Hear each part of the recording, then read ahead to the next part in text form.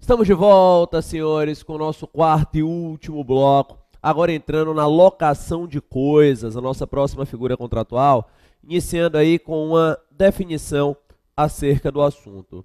Gente, alguns autores, ao tratar do tema da locação, o fazem com sentido aberto, com sentido lato, englobando aí na locação a locação de serviços, que é a prestação de serviços, tá?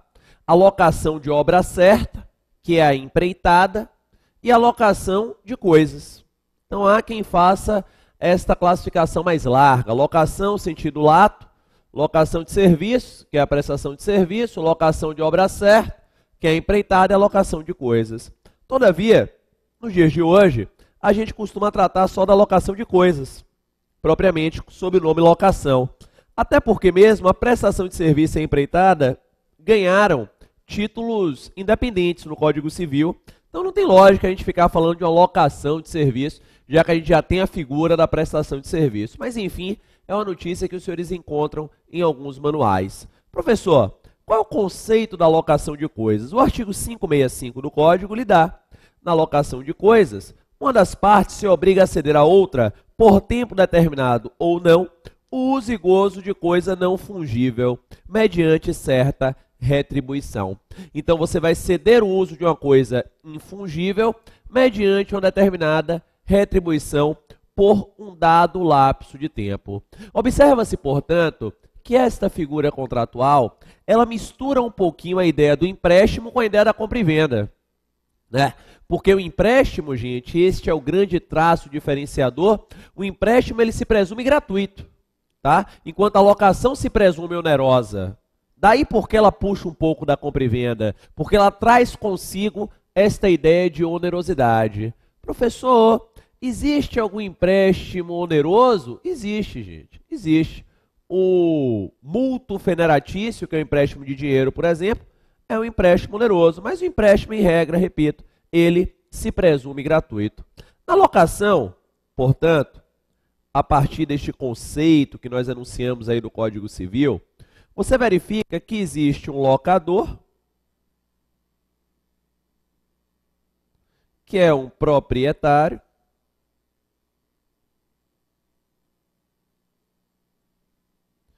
que tem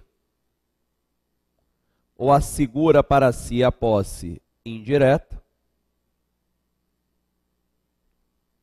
e o locatário, que assegura para si a posse direta. Então você tem o locador, que é o proprietário, que assegura para si a posse indireta, e o locatário, que assegura para si a posse direta. Imagine para você que eu, Luciano, dou para Thalita um bem em locação. Eu, Luciano, sou o proprietário do bem, sou o locador, fico com a posse indireta, porque eu estou auferindo ali alguns louros da minha posse, como os aluguéis, ainda tenho direito à vistoria, por exemplo. Thalita, que é a locatária, passa a ter a posse direta, porque Thalita passa a ter contato direto com aquele objeto daquele contrato, não é verdade? Ela que estará ali na lida, no dia a dia. Avançando, classificação do contrato de locação. A primeira pergunta é a seguinte: seria a locação um contrato personalíssimo? Não.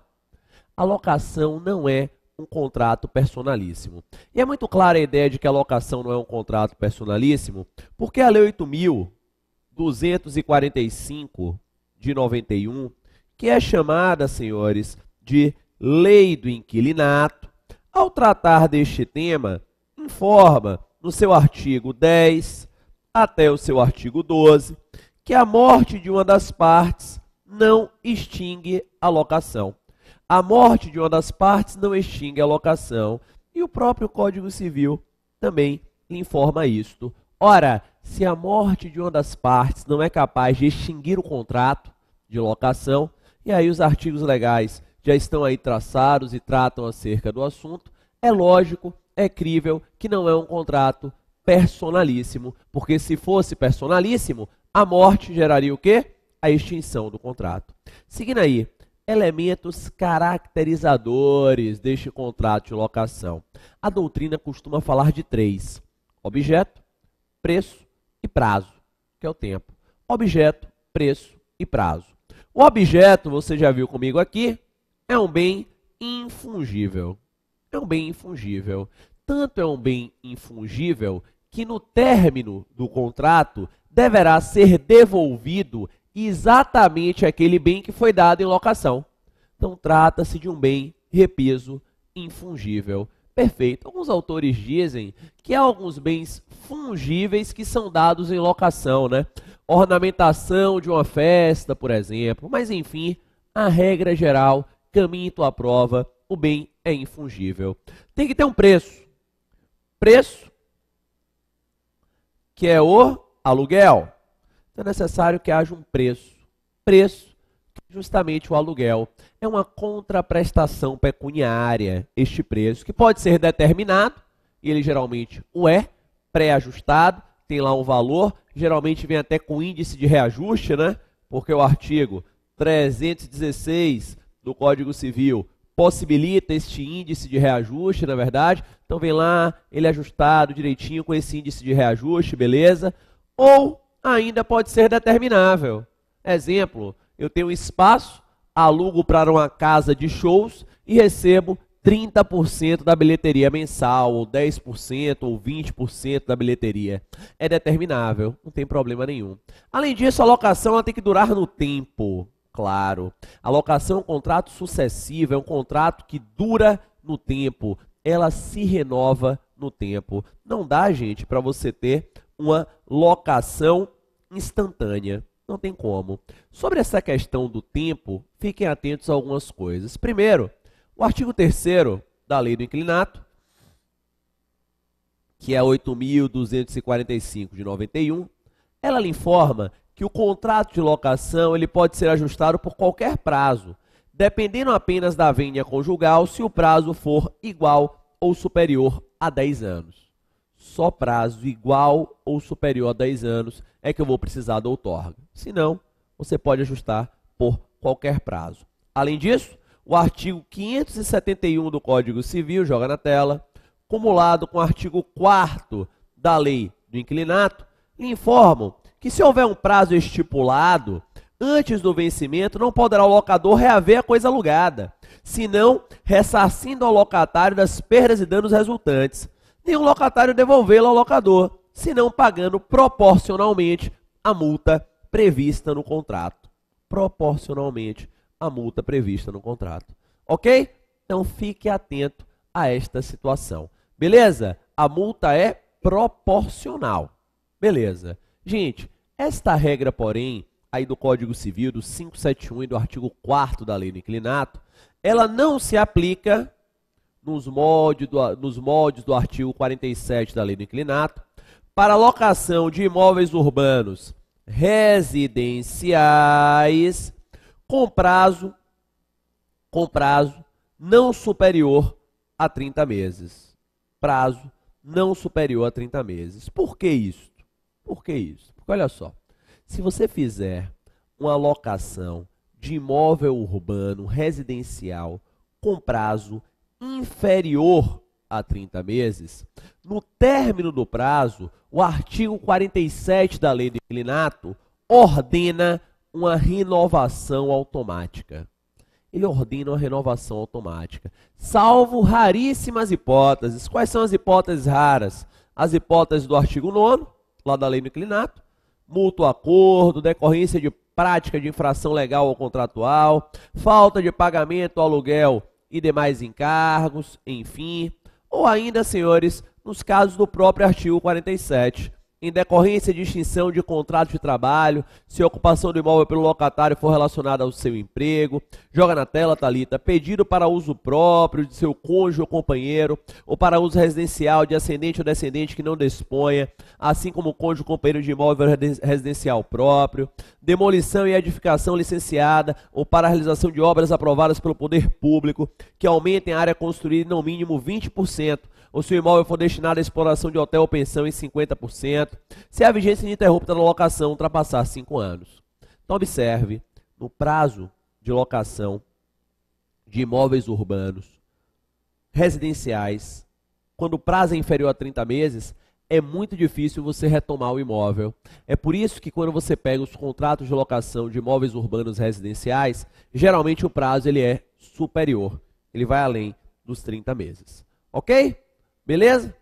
Professor, quais são as obrigações do locador? Quais são as obrigações do locatário? Bem, o artigo 568 do Código Civil, que tem correspondência lá, mais ou menos, no artigo 28 e seguintes da Lei do Inquilinato, ele traz as obrigações do locador. Diz lá, o locador resguardará o locatário dos embaraços e turbações de terceiros que tenham ou pretendam ter direitos sobre a coisa alugada e responderá pelos seus vícios ou defeitos anteriores à locação. Tá aí. Já o 570 diz que o locatário, se ele empregar a coisa em uso diverso do ajustado ou do que se destina, ou se ela se danificar por abuso do locatário, pode o locator, além de rescindir o contrato, exigir as perdas e danos. Perfeito. São aí as obrigações básicas do locador e do locatário. O Código Civil, gente, traz sempre a disciplina mais geral. Se você quiser verificar as obrigações básicas lá da Lei do Inquilinato, da locação de imóveis urbanos, sejam residenciais ou sejam comerciais, vai lá no artigo 22 e seguintes. Ok? Vamos seguindo aí. Alienação da coisa alugada. Será que eu posso vender a coisa alugada? Será que eu posso vender a coisa alugada? Posso. Posso sim vender a coisa alugada. Mas sobre isso, você tem que se atentar a duas coisas. A primeira coisa é a seguinte: se você for vender uma coisa alugada, o locatário, na locação de imóveis urbanos, terá direito de preferência. Então, se eu vender uma coisa alugada, o locatário na locação de imóveis urbanos, repito, ele terá o seu direito de preferência. Está lá, gente, no artigo 33, mais ou menos, lá da nossa Lei do Inquilinato. Ele tem, sim, o seu direito de preferência. Perfeito. E como é que funciona isso, né? Como é que funciona esse direito de preferência? Como é que isso se dá? Eu vou ter que notificá-lo da venda, aquele mesma história, e dando as condições tanto por tanto. Então, irei notificá-lo da venda, lhe dando aí as condições, repito, tanto por tanto. Mesma condição de preço, mesma condição de prazo, tudo igualzinho. Tanto por tanto, para ele diga se quer ou não quer comprar. A pergunta interessante, porém, é outra. A pergunta interessante é a seguinte: professor, e se o senhor não der a preferência? E se você, professor, simplesmente vender e não der a preferência? E aí? Como proceder neste cenário? Bem, neste cenário em que eu vendo e não dou a preferência, senhores, nesta situação, nesta conjuntura, você vai ter que analisar o artigo 33 da Lei do Inquilinato. Vamos acompanhar comigo. Olha só. Se o contrato de locação estava registrado há pelo menos 30 dias antes da venda, então você pega a data da venda e verifica se este contrato de locação estava registrado há pelo menos 30 dias antes da venda, beleza. O locatário que não foi assegurada a preferência, este locatário que não teve assegurada a preferência, vai ter o prazo de 6 meses. Vai ter o prazo de 6 meses para realizar a sua adjudicação compulsória. Então, vai ter o prazo de 6 meses para realizar a sua adjudicação compulsória. 6 meses, gente. 6 meses para fazer a adjudicação compulsória. O que é isso? Ele deposita o preço e aí vai ter a coisa liberada para ele. Deposita o preço, vai ter a coisa liberada para ele. Professor, e quem comprou o bem vai ficar no prejuízo? Não, né, gente? Se eu depositei o preço, o juiz pega o dinheiro do preço e transfere para o cara. Aí pega a coisa e transfere para mim. Perfeito? Beleza? Esta aí é a nossa saída na hipótese amigos, de violação do direito de preferência. Outra dúvida, porém, acerca da alienação do imóvel locado é a seguinte: vem cá, se eu dou a preferência ao locatário, mas ele não exerce, dei a preferência para ele e ele não exerceu a preferência, beleza, quedou o sinerge, tranquilo. Aí eu vendi para um terceiro, né? Posso vender? Posso. Vendi lá para um terceiro. A locação permanece? Será que a locação permanece? Para você entender, joga na tela aí. Imagina um exemplo em que Luciano está alugando bem para Thalita. Eu dei o direito de preferência para Thalita, Thalita não quis, não tinha grana. Eu então vendi o bem para Mateus. Vendi o bem para Mateus. Beleza. Neste cenário, galera, neste cenário, a locação de Thalita acaba ou persiste? Como é que fica? Quem trata do assunto é o artigo 8º da Lei do Inquilinato. E o artigo 8º da Lei do Inquilinato, ele vai lhe informar o seguinte, senhores. Se a locação for por prazo certo, prazo determinado, tiver cláusula de vigência que vige até aquele prazo e estiver registrada, então se a locação for por prazo certo, determinado, tiver cláusula de vigência e estiver registrada, o comprador vai ter que obedecer o contrato. O comprador vai ter que obedecer o contrato. Gente, olha que interessante. Sempre que a locação está registrada, ela ganha essa eficácia erga omnes, contra todos. Lembra lá no exemplo da venda? Joga na tela. Lá no exemplo da venda, eu quero vender o bem, desrespeitei a preferência, o que eu lhe disse? Se o contrato de locação estiver registrado há pelo menos 30 dias antes da venda, o locatário vai ter o prazo de 6 meses após a venda para adjudicação compulsória. Por quê? Porque se a locação estava registrada, estava lá registrada, ela ganha um efeito, ela ganha uma eficácia erga omnes. Aqui é o mesmo raciocínio, joga na tela. Se eu vendi para o Mateus, mas o meu contrato de locação com a Thalita estava registrado, senhores, com cláusula de vigência, tudo direitinho, lá ele tem efeito erga omnes, Mateus terá que respeitá-lo. Professor, e se não estava registrado ou não tinha prazo certo, e aí? Aí o novo proprietário vai ter que notificar o locatário para que saia no prazo de 90 dias. Então vai notificar lá o locatário para que ele retire-se do bem, saia no prazo de 90 dias. Ainda no tratamento do tema de locações. Como é que fica a indenização e a retenção pelas benfeitorias? O artigo 35 da Lei do Inquilinato, 35 lá da Lei do Inquilinato, dá o comando geral. E olha o que diz o 35. Salvo expressa disposição contratual em contrário, as benfeitorias necessárias introduzidas pelo locatário, ainda que não autorizadas pelo locador, bem como as úteis, desde que autorizadas, serão indenizáveis e permitem o exercício de retenção. Então, pelas necessárias e pelas úteis autorizadas, o locatário vai ter direito de indenização e direito de retenção. Indenização e retenção. Professor, e as voliputuárias? Bem, as voliputuárias, ele poderá o quê? Retirá-las. Ele poderá retirá-las, ele poderá levantá-las, desde que não atrapalhe a estrutura da coisa principal. Então ele pode levantá-las, ele pode retirá-las, desde que, repito, não atrapalhe a estrutura da coisa principal. Só que observa, o artigo 35 traz o comando geral, salvo expressa disposição contratual em contrário. Salvo expressa disposição contratual em contrário. Não é verdade? É isso aí. Porque se houver expressa disposição contratual em contrário, valerá, meu amigo, o contrato.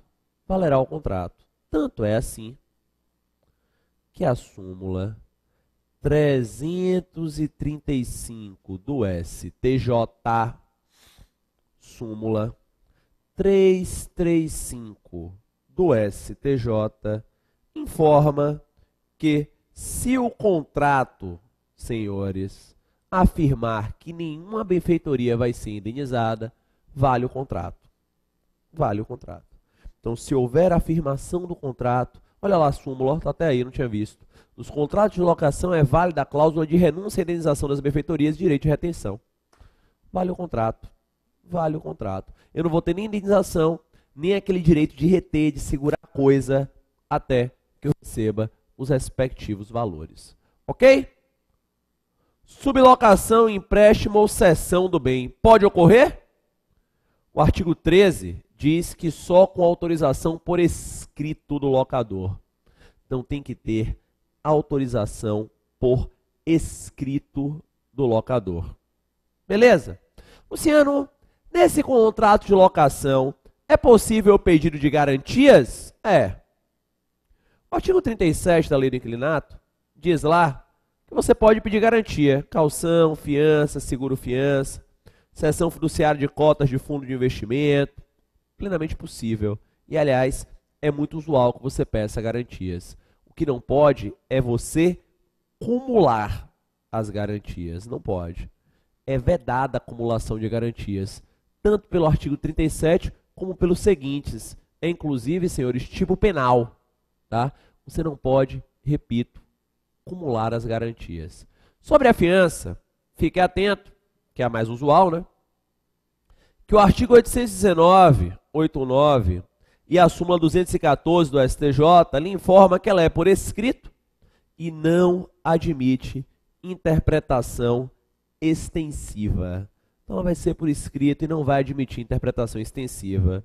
É interessante que, apesar disso, se você for no artigo 39 e 40 lá da Lei do Inquilinato, os senhores irão observar que, por conta de uma mudança recente, a Lei do Inquilinato, ela informa que o fiador, ele fica responsável até a data da devolução do bem. Então ficará lá responsável até a data, repito, da devolução do bem. É o que diz a Lei do Inquilinato. Aí alguns autores informam que há um choque da súmula com a lei, mas enfim, na sua prova, veja como vem a pergunta. Segundo o Código Civil, não admite interpretação extensiva. Segundo a Lei do Inquilinato, responde até a data da devolução do bem, da entrega das chaves. Beleza? Seguindo aí, joga na tela, ação renovatória. Ação renovatória da locação comercial, senhores. Ação renovatória da nossa querida locação comercial. O artigo 51 da Lei do Inquilinato, ele informa que, se presentes alguns requisitos, que eu vou dar já já, você poderá obter uma renovação compulsória no seu contrato de locação comercial. Sim, é uma medida que visa proteger o fundo de comércio. Gente, a empresa, ela gera circulação de valores. A empresa, ela gera empregos. Então, se houver estes requisitos cumulados, eu posso pleitear a aludida renovação compulsória. É plenamente possível, sim, que isto venha a acontecer. Quais são os requisitos? Vamos a eles. Primeiro requisito, um contrato por escrito. Contrato por escrito, primeiro requisito. Segundo requisito, está explorando o mesmo fundo de comércio há pelo menos 3 anos. 3 anos. Então, contrato escrito. Está explorando o mesmo fundo de comércio há pelo menos 3 anos. Terceiro requisito, que o contrato de locação tenha ao menos 5 anos. Não, contrato por escrito, explorando o mesmo fundo de comércio há 3 anos e que o contrato, repito, ele tenha ao menos 5 anos. Se você tiver esses 3 requisitos, você tem direito à sua renovação compulsória. Mas o detalhe é o seguinte, você vai ter que ajuizar esta ação de renovação compulsória no prazo regressivo. Como assim regressivo, professor? No prazo regressivo de 1 ano a 6 meses antes do término do contrato. 1 ano a 6 meses antes do término do contrato. Então, se o meu contrato vai até 2014, 1 ano a 6 meses antes, eu já tenho que aparelhar a minha ação de renovação compulsória, sob pena de perda, sob pena de decadência do prazo. Então, 1 ano a 6 meses. Professor, se tiver os requisitos, já era? Não, não já era, não. Artigo 52 da Lei do Inquilinato, 5.2 da Lei do Inquilinato, traz lá um rol de hipóteses em que o locador não é obrigado a renovar. Se por determinação do poder público tiver que realizar no imóvel obras que importem a sua radical transformação, se o imóvel vier a ser utilizado por ele próprio para transferência de fundo de comércio existente há mais de 1 ano. Aí. Então nem sempre, basta você dar o confere no 52. Mas são as hipóteses que a gente chama de hipóteses de exceção de retomada, é o nome que a gente dá na lei, são hipóteses raras. São hipóteses mais raras. Ok? Beleza? Vamos seguindo? Prestação de serviço. Nossa próxima figura. Prestação de serviço. Na prestação de serviço, é a nossa última figura aí dos contratos em espécie, você tem 2 partes. A primeira parte é o tomador do serviço, chamado em alguns livros de lançador. Esse nome não é muito usual não, tá? Mas, por descargo de consciência, eu ponho aí. É o tomador ou lançador. E no outro polo, você vai ter o prestador do serviço. Então, você tem o tomador do serviço ou lançador. E no outro polo, repito, você vai ter o prestador do serviço. Beleza, tá aí. Trazendo aqui para a nossa realidade, hoje, o Complexo de Ensino Renato Saraiva é tomador do serviço de Luciano. O Complexo de Ensino Renato Saraiva vai ser o tomador aí do serviço de Luciano. Beleza? Então é assim que funciona. Tranquilo. Galera, este contrato de prestação de serviço, ele tem como objeto uma atividade. Seu objeto é uma atividade, é uma prestação de fato, um fazer. É uma atividade, uma prestação de fato, é um fazer. Eu estou aqui neste exato momento cumprindo com uma atividade, cumprindo com uma prestação de fato, cumprindo com um fazer. Beleza? Trata-se aí do meu contrato de prestação de serviços, tá? Características. Ponto 2, Thalita. Características deste contrato de prestação de serviço. Bem, é um contrato bilateral, oneroso e sinalagmático. Bilateral, oneroso e sinalagmático, porque estabelece esse ônus para ambas as partes e estes direitos e deveres recíprocos. O direito que eu tenho de exigir a minha remuneração aqui hoje funda-se no direito do Complexo de Ensino Renato Saraiva de exigir de mim a cobrança do preço. Então há este sinalagma, há esta bilateralidade, há estes direitos e deveres recíprocos. Sinalagma, bilateralidade, repito, tais direitos e deveres recíprocos. É um contrato comutativo.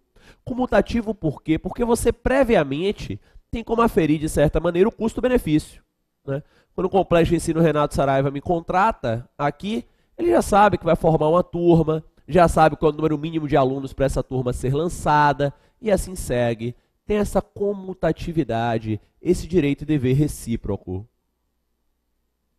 Melhor dizendo, esta comutatividade, esta possibilidade de previamente enxergar o custo-benefício. E tem um caráter sinalagmático, né? O sinalagma, que são os direitos e deveres recíprocos. A prestação de serviço, ainda na característica ou nas características, é um contrato de duração.